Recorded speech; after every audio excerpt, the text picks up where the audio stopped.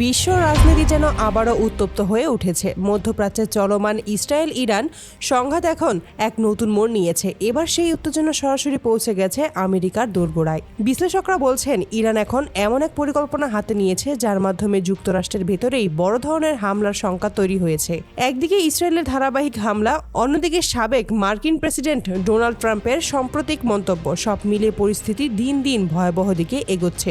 আজকের ভিডিওতে আমরা জানবো ঠিক কি ঘটেছে, কেন ইরান সরাসরি আমেরিকার দিকে নজর দিচ্ছে এবং বিশ্লেষকরা কেন বলছে এই সংঘাত থেকে শুরু হতে পারে নতুন বিশ্বযুদ্ধ।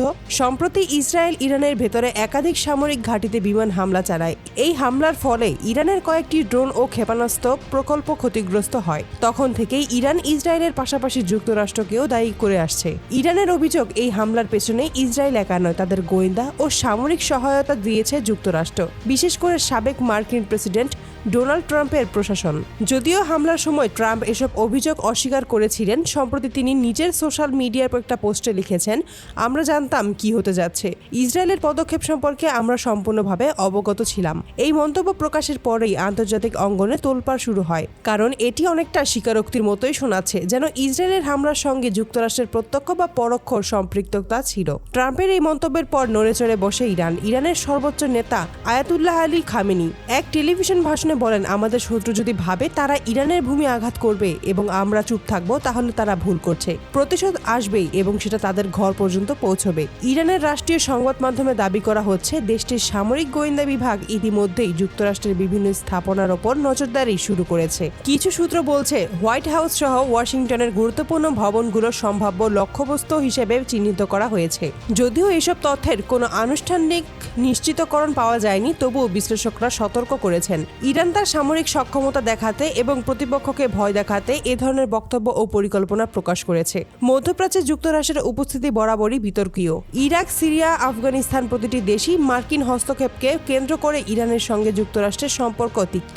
এখন ইসরায়েল ইরান সংঘাতের সুযোগে যদি ট্রাম্প প্রশাসন ইসরায়েলকে সহায়তা দিয়ে থাকে, তাহলে ইরানের প্রতিক্রিয়া খুব স্বাভাবিকভাবেই যুক্তরাষ্ট্রের দিকেই যাবে। আন্তর্জাতিক নিরাপত্তা বিশ্লেষকরা বলেছেন, ইরান জানে যে সরাসরি যুদ্ধ শুরু করলে তারা যুক্তরাষ্ট্রের সামরিক শক্তির সঙ্গে টেক্কা দিতে পারবে না, তবে তারা গোপনে সাইবার হামলা, গুপ্তচর বৃদ্ধি ও প্রক্সি মিলিশিয়া গোষ্ঠীর মাধ্যমে মার্কিন স্বার্থে আঘাত হানতে পারে। অন্যদিকে ট্রাম্পের মন্তব্য রাজনৈতিক বিশ্লেষকদের চোখে একটি পরিকল্পিত প্রচেষ্টা। তিনি আবারও বিশ্ব রাজনীতিতে নিজের প্রভাব দেখাতে চান এবং সম্ভব হলে যুদ্ধোত্তর কূটনীতি সুবিধা নিতে পারেন।